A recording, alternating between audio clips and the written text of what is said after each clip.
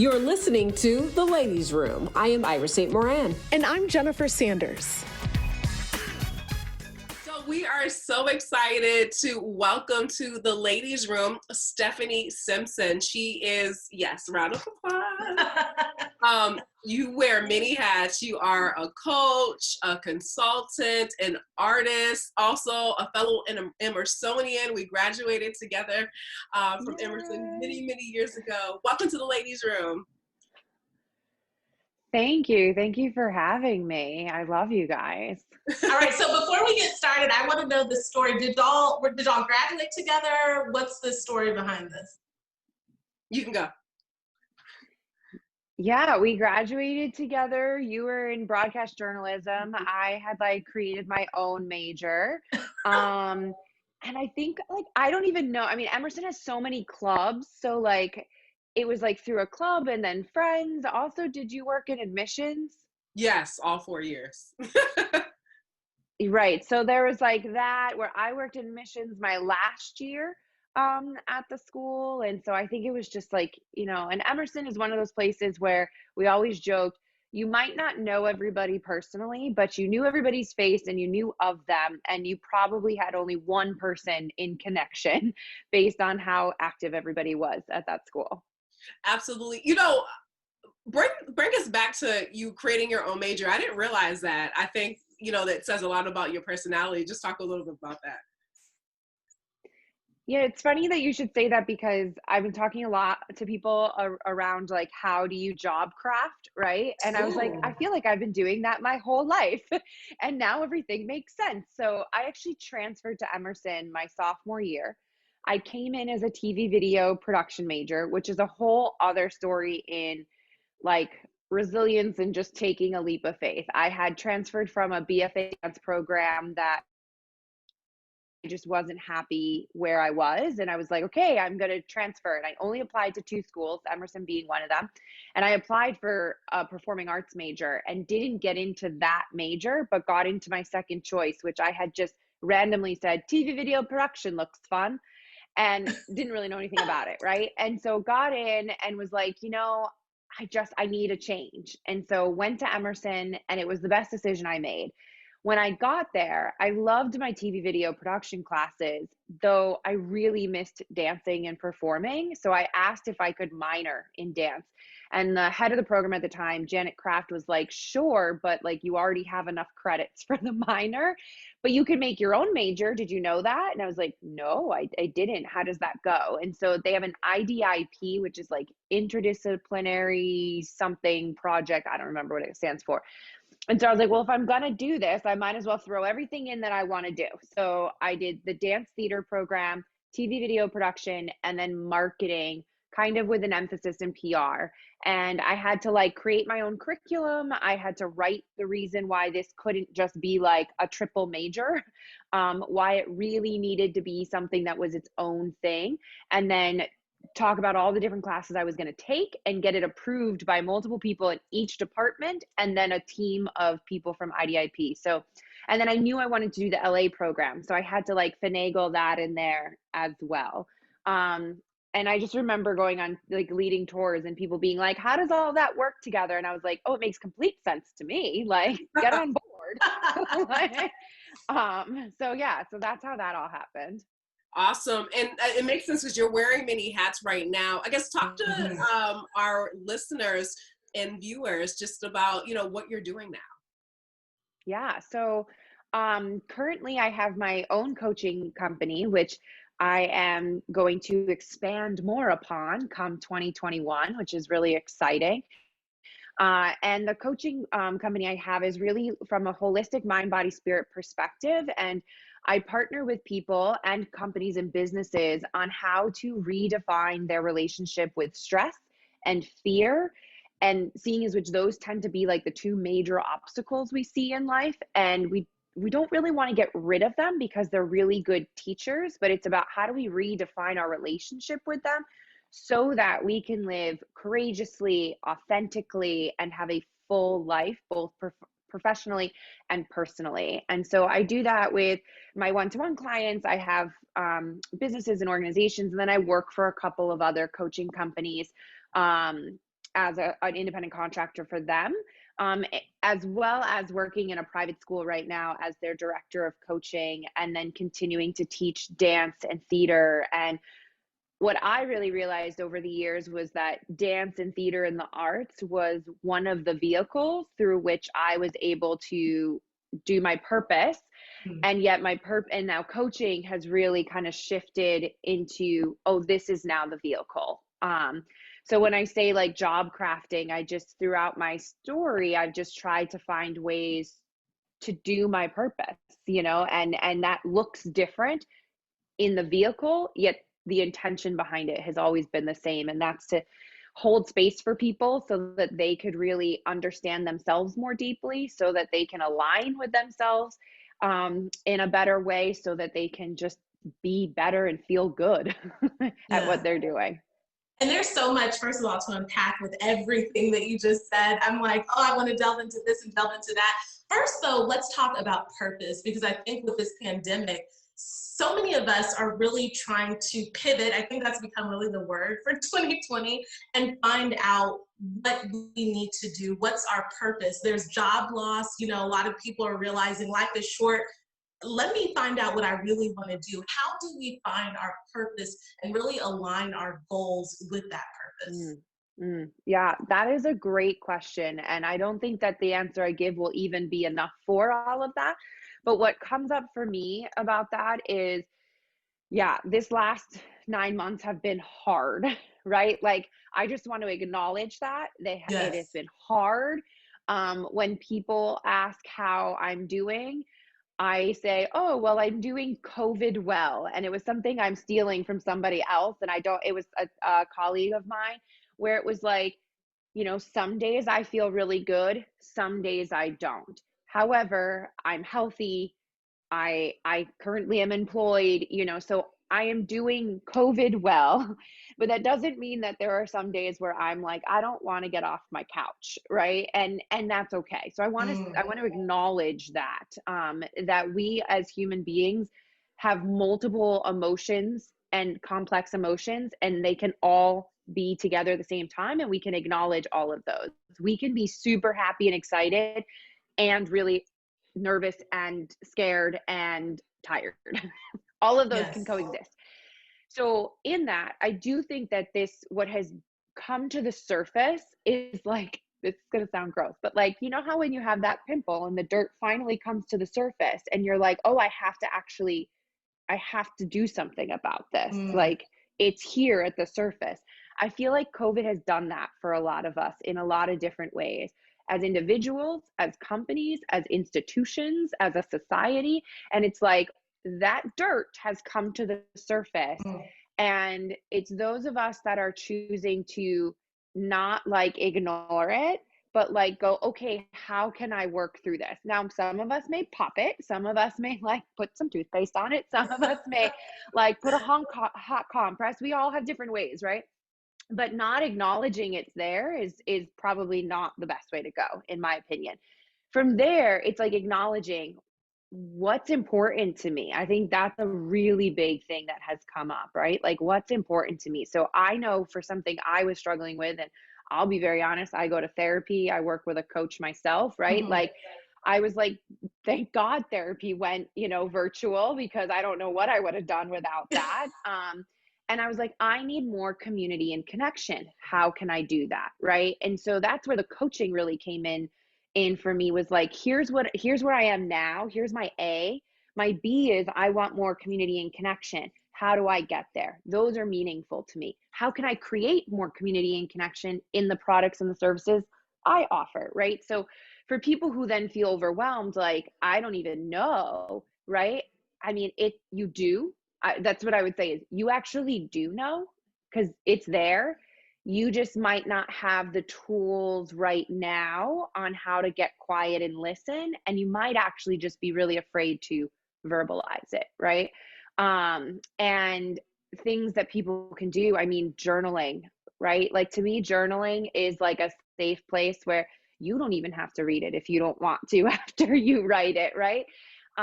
Just to kind of get things out, and then start seeing connections, like what words keep coming up to you.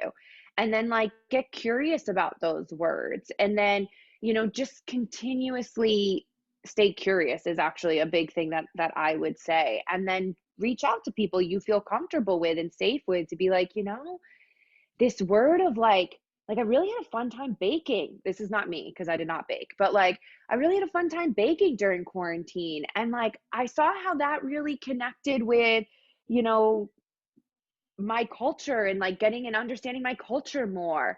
Maybe I can like create Zoom things where I'm doing, and so starting it in a way that doesn't seem that's almost seems low stakes, right? Can then turn into something that you'd never even imagined, right? So I don't even know if I fully answered that, but I think it's about getting curious, getting quiet, not judging yourself. Because That's sometimes a we big judge one. ourselves the most, right? Like, oh, I can't tell people I want to do that. They're going to think I'm like just crazy or that this is a stupid idea. Well, no one said that yet except for yourself, right? So that's what I would say. I love those. That's I amazing. should have bought my notepad and take Right. some notes. We'll play it back later. Yes. And take notes from there. In addition to purpose, your other just area of specialty, if that's what we want to call it, is stress. Obviously, this is a stressful time for many people for the reasons that we already stated, in addition to already, the holidays. And with a pandemic, you're away from family and friends and all of that. I guess, what advice or what tips could you share on how people manage stress, or how do you help them to kind of manage stress and stressful situations and times of year and all of that?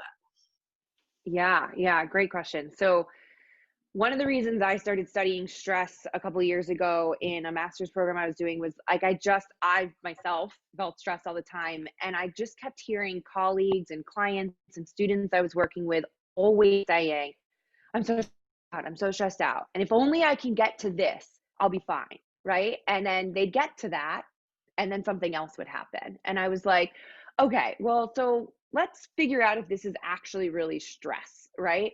And so I did a deep dive research it was my thesis in that program. And what I found out is that a lot of things that we call stress, we could actually back up and realize that it's actually fear, or it's actually worry, or it's actually anxiety, right? So I teach now a class at John Jay College on stress management here in New York City. And one of the things we talk about is that the point of stress management is not to eliminate stress. We actually need a certain level of stress, an amount of stress, in order to perform optimally in our lives. So it's about finding your sweet spot, right? Like if you think of a bell curve, it's like finding that sweet spot. If you don't have enough stress, you're going to be bored, you're going to disengage, and it's going to feel really like lethargic, like I don't really care, right? This is where that purpose things comes in too. Like I don't have anything I'm excited about, right? As soon as we start getting excited about things, like stress is also a biological, physiological reaction, and we'll talk about that in a second. But like as soon as we get excited about something, that could look like fear, right? Because the fear can come up of, oh my God, I'm excited about this thing, but I'm not good enough. Like it's not going to happen, right? And so then the fear is this like, usually I'm not good enough. It's this untaught, like instinctive reaction that we go to. And then we start worrying about it, right? Because the thought just then starts spiraling out of control, and then it becomes worry. And then when we worry too much, it then becomes like overwhelm of, oh, I don't have the tools to handle what it is that is coming at me. And that's what stress is. The perceived thought that like we don't have the tools and the ability to do what is asked of us. Then you have anxiety, which different than say like actual anxiety disorders and things like that. I don't want to downplay those. Is like anxiety is unwarranted fear. So like thinking that like there's an actual threat with fear that goes back to our fight, flight, or freeze. Like, oh, there's this animal chasing me. I either need to like play dead, fight back, or run away. The anxiety part is the way to deal with that is this actually true? Like the thing that I'm thinking, it tends to be us projecting in the future a lot, or thinking about something we did in the past, like, so where it comes up for me a lot is I get really anxious after I send an email and I don't hear back in what I think is like the right amount of time. And then I start rereading the email over and over again, being like, oh, this is why they're not responding. It's because of this one word. Why did I do that one word? Oh my gosh, now I'm not going to get that client, or they hate me. None of that is true. Right. And like, that then becomes worry, and then I become stressed out, right? So it's actually being able to figure out in this roadmap of life where you can put roadblocks, and acknowledging where an anxiety thought or a fear thought is spiraling out of control into worry and then feeling overwhelmed. Um, and then you have, because what happens is you have this perceived threat, right? That's the stressor. Your body goes through that biological response of fight, flight, or freeze. In that response, your hormones like break everything down so you can only focus on the threat, right? So like that's where we get like the cortisol and the adrenaline to do things.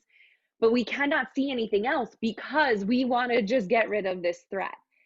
We need to get to the other end of it, allow all of those emotions, which I always call energy and motion, right? So if we're not acknowledging our emotions, they're going to get stuck in our body, which is stressful. But we want to allow that cycle to finish so that we can release that and see that there's so many other opportunities. If we don't do that, then we have an outcome, which is called a strain, which can be like backaches or migraines, or, oh my God, I have to just take a nap, or we blow up at somebody, or things of that nature. And it's because we haven't allowed the stress response to fully go away after we've dealt with whatever this threat is. So it's a holistic way of dealing with it too, because there's a lot of mindset shifting. There's a lot of physically getting like your breath involved so that you can stop. And this is all stuff you can do because of, we now know through neuroplasticity and all that research that we can actually rewire our brain so that when that perceived threat comes, our instinct isn't to fight, flight, or freeze, but our instinct is to take a breath, know that we have options, and then actually choose how we want to respond to it. Wow. And I know you have a workbook that really talks about different practices that people can kind of navigate through to help them deal with stress. So for those who don't have your workbook and who should maybe get it, what are some of those practices? What are some of those things? I know people always say, wake up, an hour early and meditate, or do this and do that. Sometimes we just don't have time. We have to go to work, we have to take care of children and different things like that. So what are some time efficient practices that you have that can help people with this? Yeah, great. So I love that you brought up the workbook. And so that actually came out of all my research for my thesis. I created this workbook that was really a way to do exactly what you're saying. Like we don't all have 45 minutes at lunch to be able to do an entire yoga class and then go back to the office when we were in a physical office and, not be sweaty, right? So what are practices that we can do? So the workbook is set up that each practice can take anywhere from 1 to 10 minutes, and you could always take longer if you want, and it tells you up there. I also put them into 7 different categories. So it's 3 weeks, it's 21 days.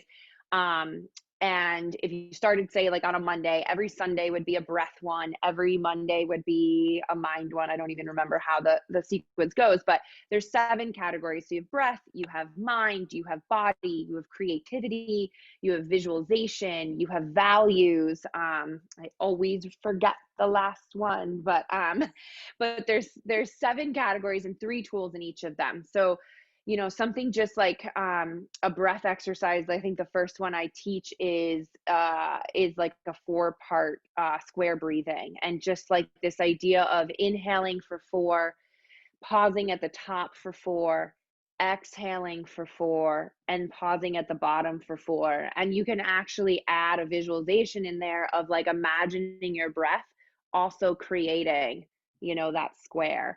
So like that's one example. The creativity part is actually really a key component to releasing stress, because when you're stressed, you're like this, like physically like this.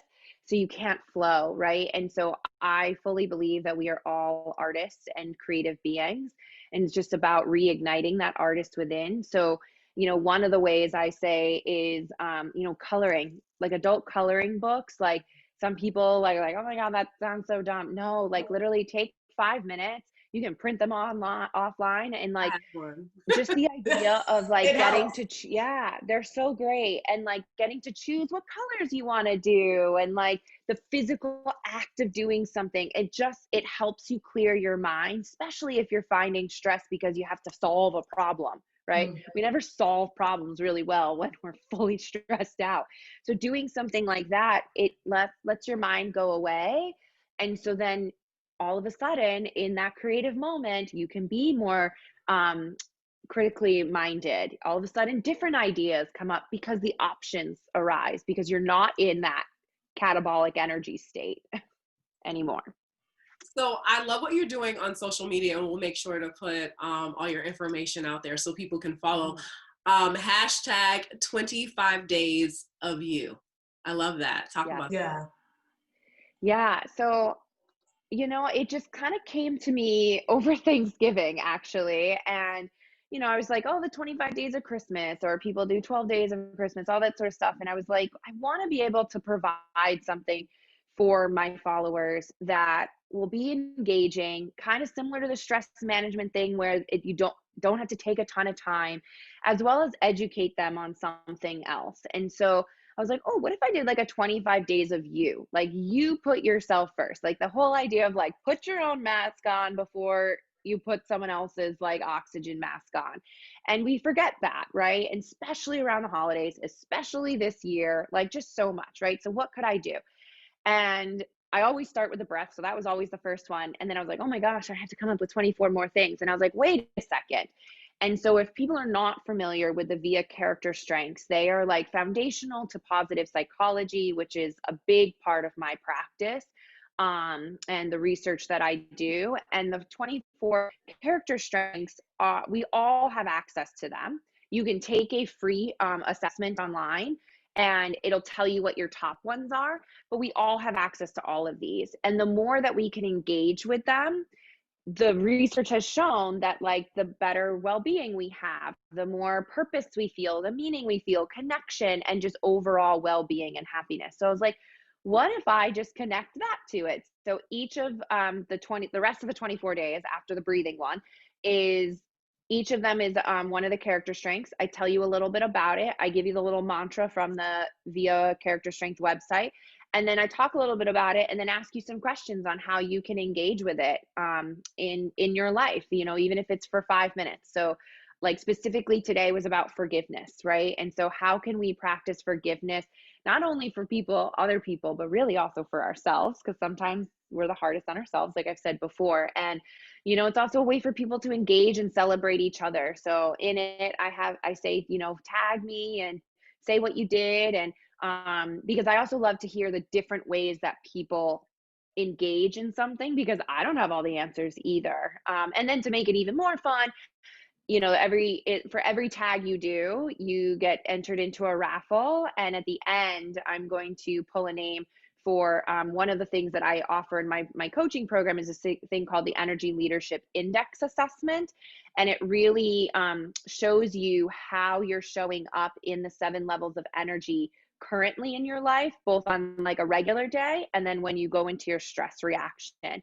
And it's designed to help you, empower you on where there are places of development and growth for you, so that you can show up to your life consciously and embodied and engaged, rather than the energies dictating you. So I'm going to gift that to one lucky winner, as well as a debrief session with them. So they'll get the assessment and a debrief session with me. So it was a fun way to kind of like connect to what's going on right now while also giving back. And I just loved putting it together. And so that's how I know that it's a thing that that feels good for me, is when I have fun putting it together. So Yeah. Absolutely. And it reminds me real quick of the 25 days reminds me of something I saw on social media. It's an acronym FLY, First Love Yourself. So Ooh, I love that. yeah, so just being more mindful, because you love can't, that. as I love you know, that. pour from an empty cup. So yeah. Yeah, no, So that's true. amazing. You hit on some really key things in talking about showing up being empowered, taking up space. How do we do that? I know that I was talking to a mentee of mine the other day, and she said, how do I show up? How do I show up empowered and confident? And for me, I just said, well, I think it comes with age and experience, because of those things, you have the confidence to do that.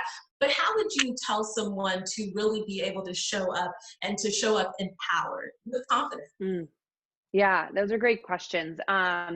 The first thing that comes to mind is the commitment to yourself to want to understand how you're currently showing up, and then to do the work, the persistent, intentional practices and work to be able to reshift some of your patterns, right? So like, whether anyone wants to believe it or not, you're practicing habits every day. And they may be ones, and I don't like to say good or bad, they may be ones that are facilitating to you, and they may be ones that are debilitating to you. In that are beliefs, right? We all grow up with beliefs that we've just soaked up from around us, whether it's from family, from schools, from friends, environments, and all of that. And it's about at some point going, oh, wait, does that belief still resonate with me? And many of those beliefs got us to where we are and where we are in our life and successful in our life. And so they were helpful. And then it's about questioning, are they still helpful? And if they're not, how do I want to change it?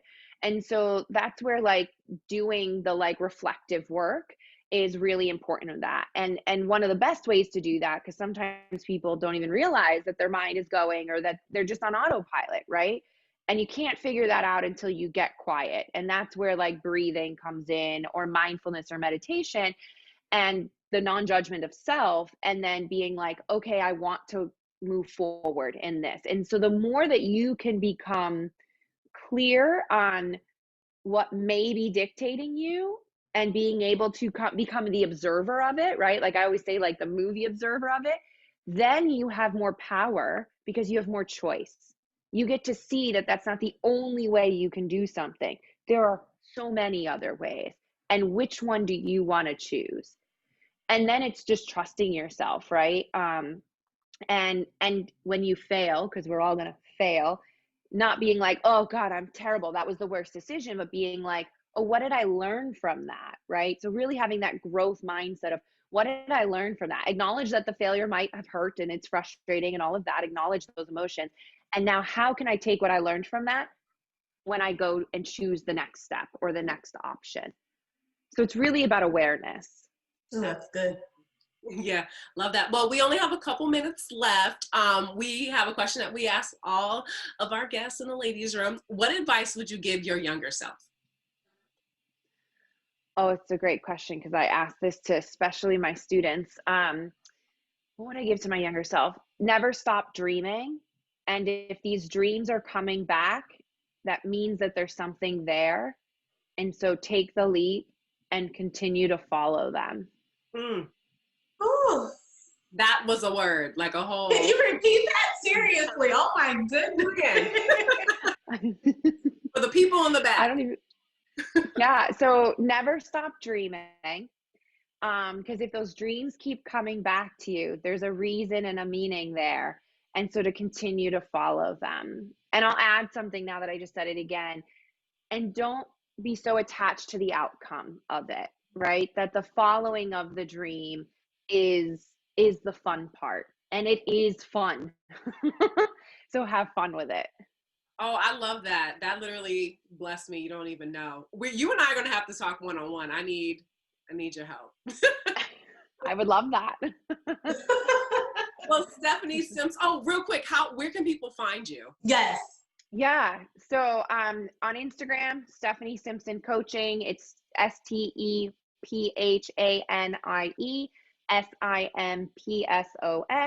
It's the same on Instagram. I believe it's the same on LinkedIn. My website is www.stephanie-simpson.com. And then you can DM me in all of those. My email is just stephanie@stephanie-simpson.com. So any and all of those ways, you can find me and reach out. Awesome. Love it. Thank you so much. Definitely helped me. Thank you. This was a whole life therapy session.